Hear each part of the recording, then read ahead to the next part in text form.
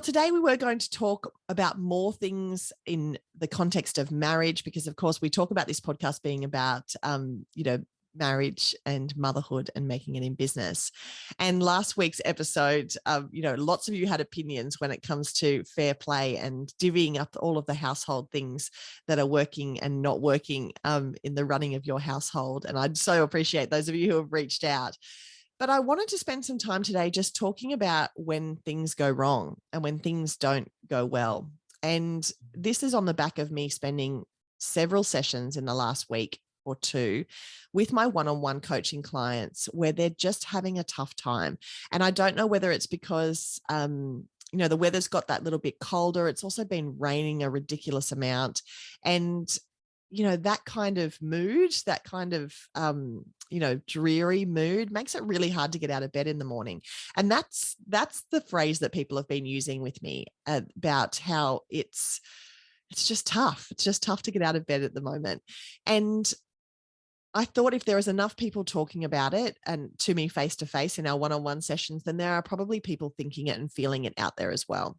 And I have to be honest, I have been feeling it too. And it's unlike me to not be saying, let's go, energy, positivity, here we go. But I've found that really hard in the last little week. And as a leader, as somebody who's leading a team, somebody who is a mentor to the students that I teach, as a business coach, who's someone encouraging other people in their business, it is important for me to be positive and to be upbeat and to be, bringing that lighter side to the things that we do.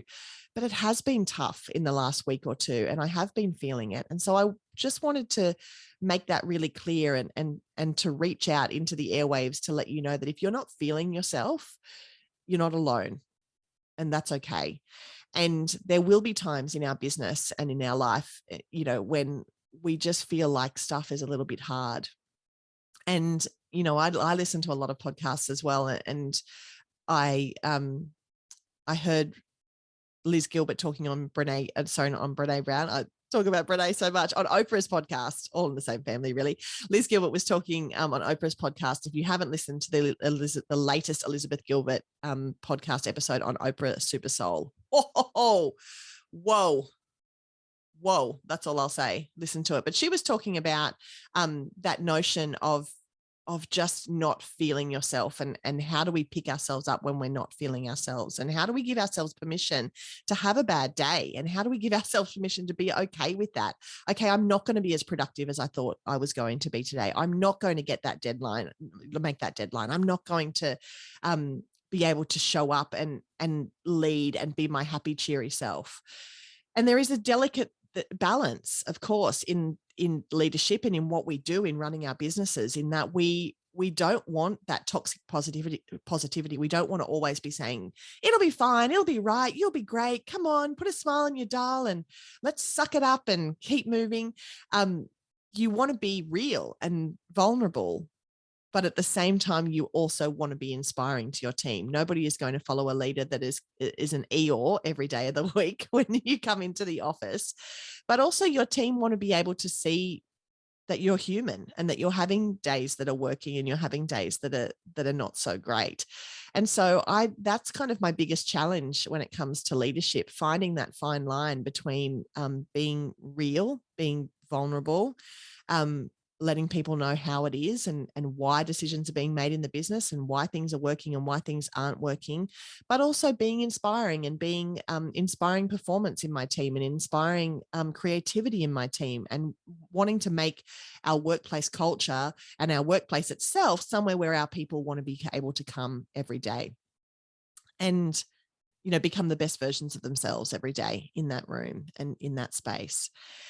And so for those of you who are feeling a little bit and feeling a bit about going to work, or even just getting out of bed, or all of the responsibilities that are heaped on us, I want you to have a think about you and a think about yourself, because of course there are many external things that we can change that will lighten our mood and that will get us, pepped up. But at the end of the day, it's going to start with us, and it's going to start where we're at. And as I'm saying this to you, I want you to know that I'm saying it to myself as well, because when I'm in one of these moods, it's really easy for me to kind of just get the sads and not want to do anything at all and kind of crawl under my doona and not come out. And that's the visual that I talk about all the time, because isn't that a nice place to be, especially when it's cold like this, just under your doona, where you're just like, I don't have to come out of here. But you do, because life needs to go on, and the kids have got to get to school, and your business needs to continue running, and you've got to continue making money to pay your mortgage. We all have responsibilities. And so how do we do that? We start with ourselves. So what is going to light you up? What are going to be the things that you can do for yourself in order to get yourself feeling better? And therefore, then you can be of best service to others. And for me, it always starts with making time, and time for myself, and time to slow myself down a little bit. I find that when I start feeling this, it's usually because I'm out of routine. It's because I've let my routine slide. And so I'm kind of all over the place. And the first place I notice it is when it comes to my meals. And if I'm not organized with my meals and organized with what's going to be in the fridge and what I'm going to be eating and what I'm going to be snacking on, and what I'm like, the fact that I am eating, quite often when I'm feeling blah, I skip dinner completely. And then I wake up really crabby in the morning and I'm like ravenous because I'm so starving. My body is starving.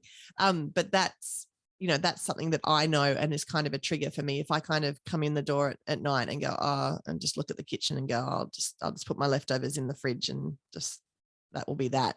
Then I know that that's something that I have to fix. So get to know yourself and figure out what those triggers are for you, and get to know where those slips in the routine are. Is it that you used to, exercise every day, and in the last week or two, you haven't had a chance to do that? Is it that you used to get out in nature and maybe go for a walk around the block, or you used to come home via the scenic route rather than the quickest route home? Is it that you have things, have catch-ups in your world with your friends or with your family or with people that light you up and people that give you energy, and the last couple of those have been cancelled? And so you didn't think much of it at the time, but the accumulative effect of that is that you are now kind of in a place where you're not feeling so great, because it starts with you. So what can you do to infuse your life in the next 24 hours, 48 hours, the next week, with some of those routine things that you know are going to make a big difference to you, and those things that are going to enable you to start feeling like yourself again?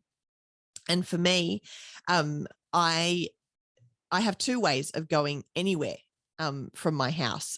I go to the end of my street. I can turn right, and that will take me the scenic route into town. I can go left, and that's where I go when I'm stressed and rushing and in a hurry and need to hustle.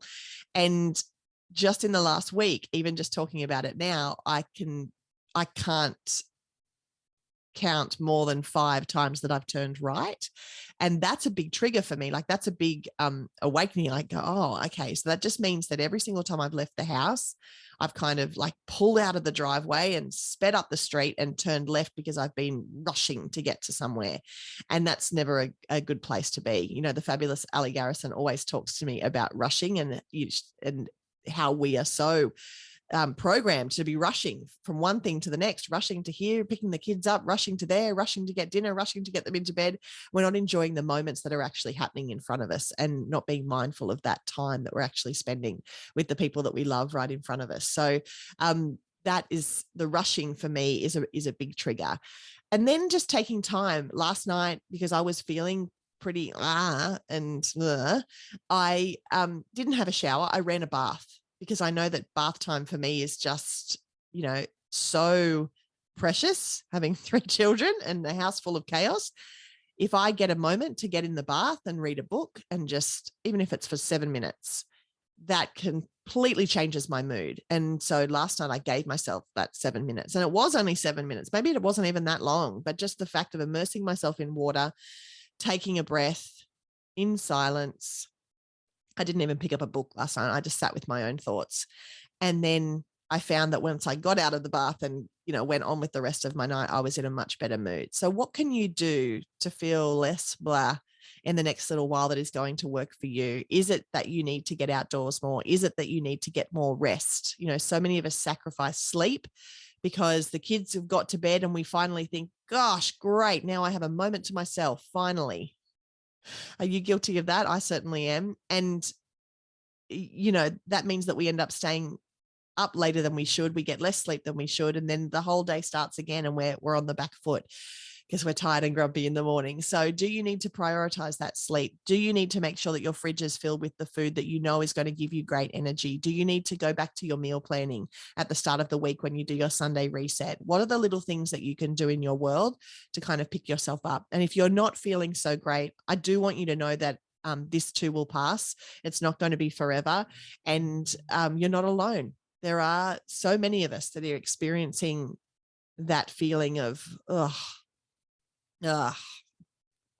at the moment, especially, and that it's not going to be here forever for all of us. So I do want you to have faith that it won't be forever. If any of these tips resonated with you, and if you go and try any of them, please let me know. Take a screenshot of today's episode and save it for when something works for you. Then stick it on your Insta story and let me know exactly what worked for you. Tag me. I'm at Simply Stacey Morgan on Instagram.